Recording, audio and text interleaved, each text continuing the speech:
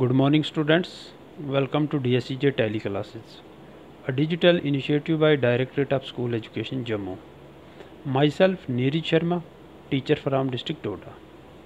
In today's session, we will start chapter number 2 of 10th class Political Science, and our today's chapter is Federalism. Right? And we will complete this chapter in two parts. In this part 1, we will discuss on these three main objectives, that is the meaning and concept of federalism, the features of federalism, and the main objectives of federalism. Right? So let me introduce this term with you. Let us recall the power sharing arrangement made by Belgium in chapter 1. तो chapter 1 में हमने दो examples पढ़ी थी power sharing के concept को समझने के लिए. एक हमारी एग्जांपल जो थी वो बेल्जियम की थी और एक श्रीलंका की थी. राइट? तो दोनों ने कंट्रेरी अप्रोचेस जो है वो अडॉप्ट की थी पावर शेयरिंग की. तो बेल्जियम ने क्या किया था कि बेल्जियम ने वहाँ पे जो कॉन्फ्लिक्ट्स अराइज हो रहे थे उनको सेटल करने के लिए बेल्जियम ने पावर्स को डिसेंट्रलाइज किया था. उन्होंने बहुत एफिशिएंटली और इंटेलिजेंटली जो है वो एकोमोडेट किया था डिफरेंट एथनिक डाइवर्सिटीज़ को. राइट? अगर आपको याद हो तो वहाँ पे बहुत सारे एथनिक ग्रुप्स थे जिनमें मेजर थे द डच स्पीकिंग, एंड जो सेकंड मेजॉरिटी वहाँ पे थी वो थी फ्रेंच स्पीकिंग लोगों की. तो उनके जो कॉन्फ्लिक्ट्स थे उनको सेटल किया गया था by suitable arrangements of power sharing. तो जो पावर शेयरिंग है उसी को एट लेटरल स्टेज हम कहते हैं फेडरलिज्म. राइट? तो जब आपको याद होगा जब बेल्जियम ने पावर्स को यूनियन गवर्नमेंट से हटा के और कॉन्स्टिट्यूएंट यूनिट्स को एम्पावर किया था, तो उस टाइम आप कह सकते हो कि वो एक यूनिटरी फॉर्म से शिफ्ट होके एक फेडरल फॉर्म की तरफ उन्होंने शिफ्ट किया था. राइट? सो बेल्जियम ने क्या किया था कि Belgium constitution was 4 times amended to empower their regional governments. Right? And made them independent of central government. जब उनको लगा कि अदरवाइज़ कॉन्फ्लिक्ट्स जो है उनको रिजॉल्व करना जो है वो डिफ़िकल्ट है, तो उन्होंने जो है वहाँ के प्रोविंशियल गवर्नमेंट्स जो थी उनको एम्पावर किया by way of amending the constitution, ताकि वो कोई यूनियन गवर्नमेंट की मर्जी पे न रहें, बट उनको इंडिपेंडेंट किया यूनियन गवर्नमेंट की पावर्स से. राइट? सो इसलिए वहाँ पे कोई बड़ा सिविल वार नहीं हुआ. बट अगर हम श्रीलंका की एग्जांपल को रिकॉल करें तो हमें पता कि वहाँ पे पावर शेयरिंग को जो है नहीं किया गया, पावर्स को डिसेंट्रलाइज नहीं किया गया, तो फिर वहाँ पे सिविल वॉर हुई थी.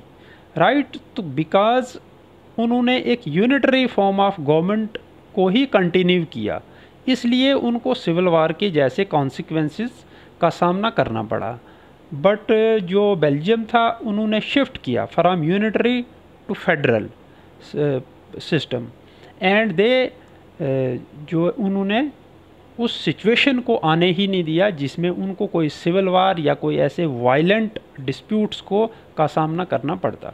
सो this is the basic introduction of federalism. Federalism means the decentralization of power among different constituent units along with the central unit. Right? जो सेंट्रल यूनिट है और सेंट्रल गवर्नमेंट है, यूनियन गवर्नमेंट है, उसके पास भी power रहे, बट जो state governments हैं तो उनके पास भी इंडिपेंडेंट कॉन्स्टिट्यूशनल अथॉरिटी हो to legislate and execute on certain specific subjects.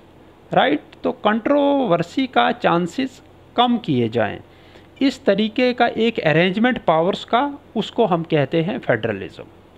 सो इसको समझते हैं कॉन्सेप्ट ऑफ फेडरलिज्म. तो आप देखिए इमेज में आप देख सकते हैं कि कॉन्स्टिट्यूशन जो है सेंट्रल गवर्नमेंट को अथॉरिटी दे रहा है, means central government or union government, they draw authority from the constitution itself, and the state governments, they also draw the authority from the same constitution.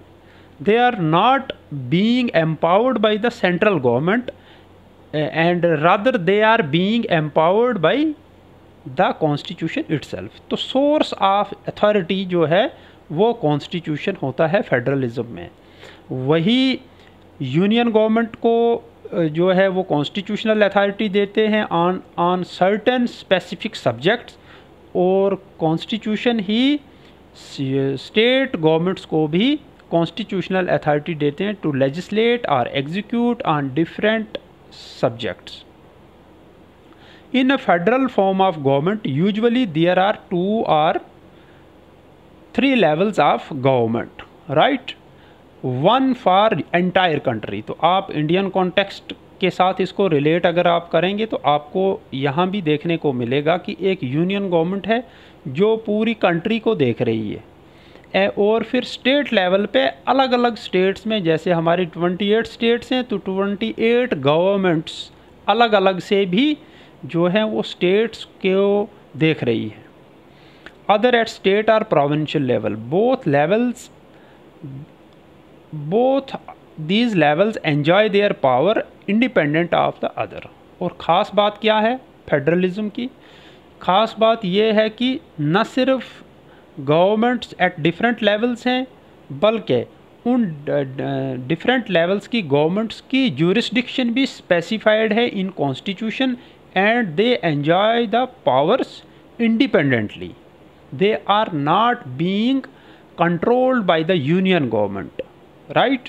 So this is the basic concept of federalism। अभी थोड़ा comparative study करते हैं हम unitary form of government और federal form of government, और उससे भी हम समझेंगे कॉन्सेप्ट और मीनिंग फेडरलिज्म का। In a unitary form of government either there is one level of government or the sub units are subordinate to the central government, right?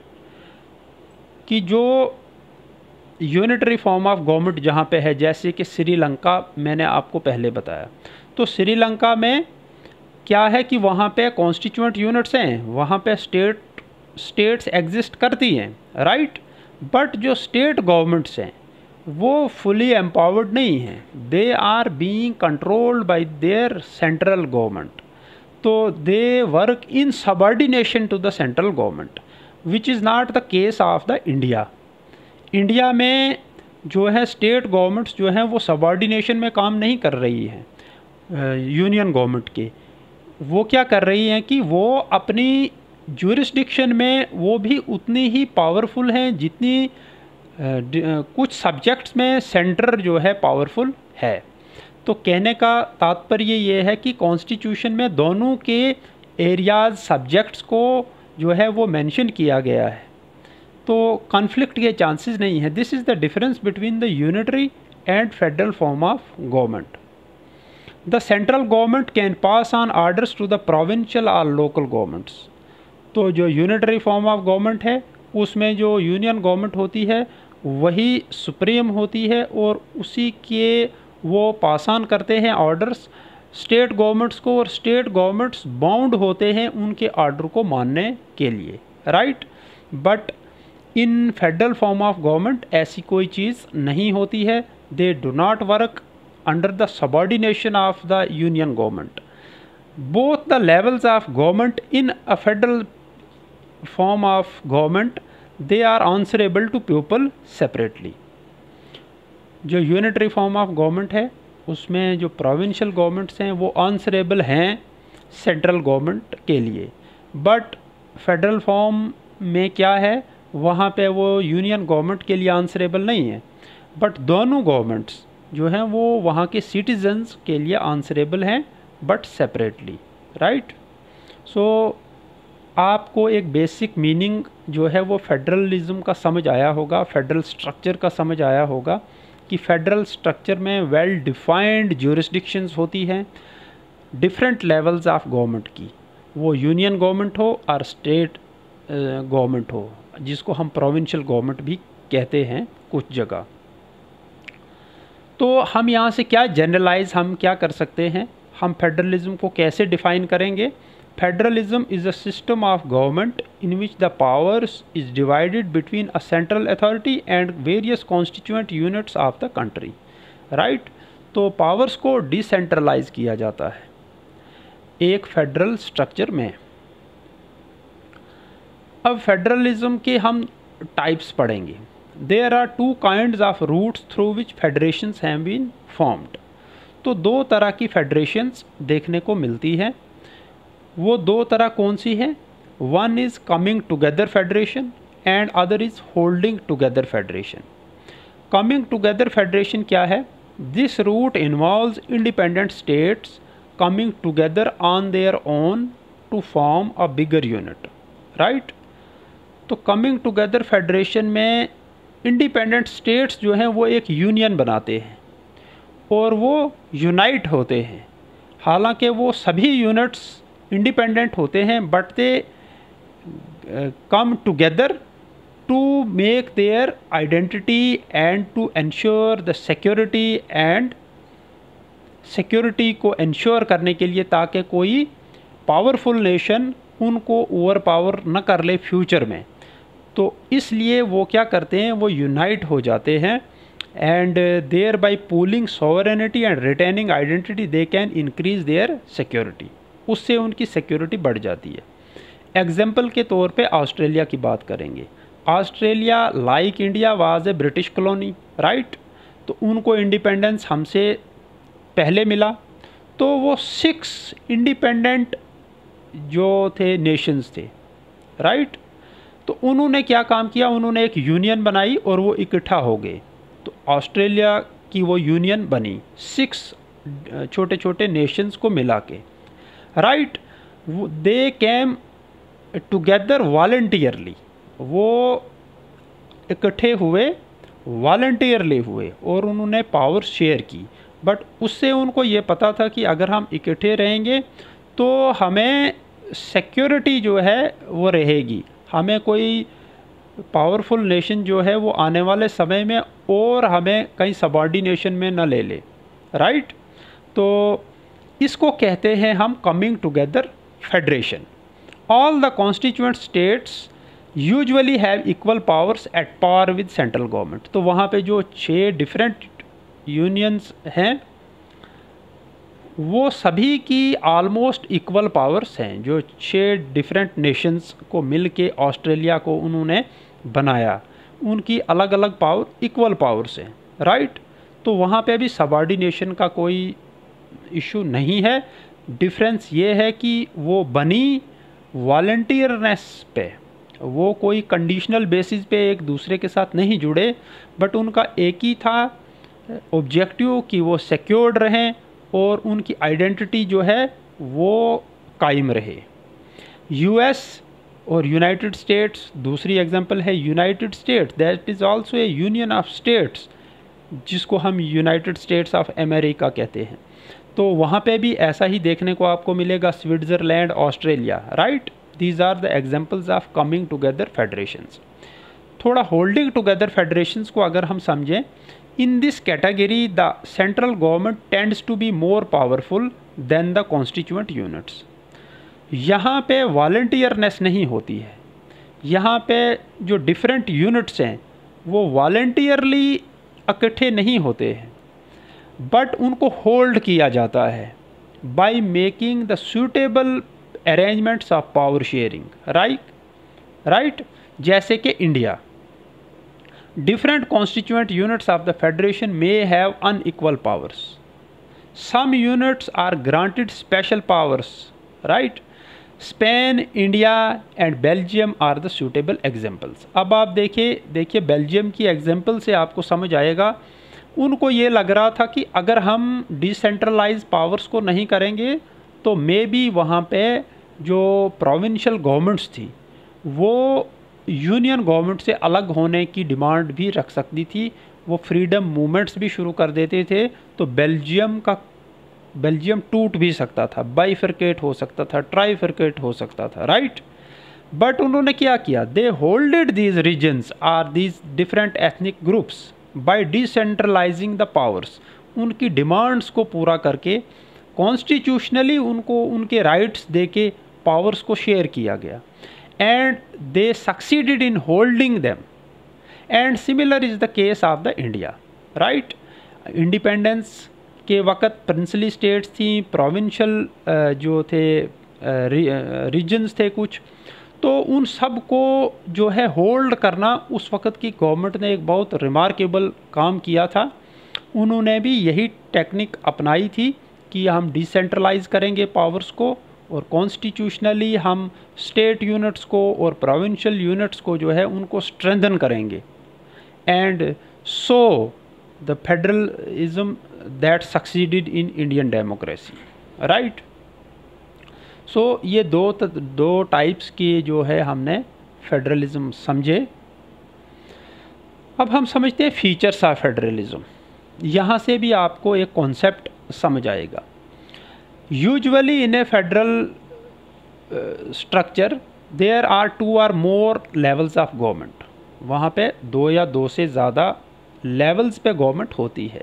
एक union government हो गई जो एंटायर नेशन के लिए है, then there are state governments are provincial governments जो state level या provincial level पे जो है लोगों की वेलफेयर के लिए काम कर रही होती हैं, राइट। और कहीं पे जो है वो लोकल गवर्नमेंट्स भी होती हैं, like India. Local government means जो गांव और टाउन्स में रहती है, म्यूनसिपैलिटीज़ और सिटीज़ में भी होती है municipalities, municipal corporations and panchayats. ये 3rd लेवल की गवर्नमेंट है। This is the 3rd tier of the government. Different tiers of government govern the same citizens. ये फेडरलिज्म का फीचर है कि 3 लेवल्स पे गवर्नमेंट है, बट तीनों लेवल्स जो हैं वो सेम सिटीजन्स को सर्व कर रहे होते हैं, right. In but each has its own jurisdiction. Govern वो सेम सिटीजन्स को कर रहे हैं, बट उन सब की अपनी ज्यूरिस्डिक्शन हैं जो कॉन्स्टिट्यूशन से उनको मिलती हैं कि उससे बाहर उनको पावर नहीं है, बट उसके अंदर उनको कोई इंटरफेयर भी नहीं कर सकता है in specific matters of legislation, taxation and administration. तो डिफरेंट सब्जेक्ट्स हैं जिन पे वो लेजिस्लेट भी कर पाते हैं, उस पे वो कानून भी बना पाते हैं। टैक्सेशन पे भी उनको कंट्रोल है, कोई स्पेसिफिक टैक्सेस हैं जो वो खुद से कलेक्ट कर सकते हैं, रेवेन्यू जनरेट कर सकते हैं।